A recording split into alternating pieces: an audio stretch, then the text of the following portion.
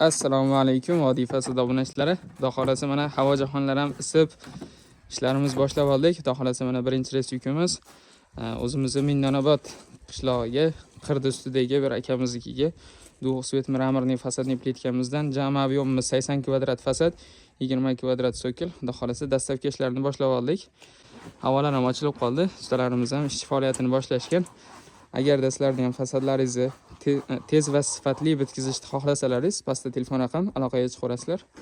Vodiy bo'ylab dastlabki postanovka vohalarga xudo xolasa kelishilgan holatda ish olib boraveramiz.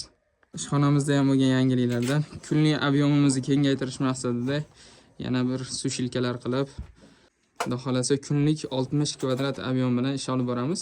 Xudo xolasa endi bemalol ulgurmaymiz. Zadeshkalar bo'lmaydi. Zakaz bo'lsa kelaverasizmi?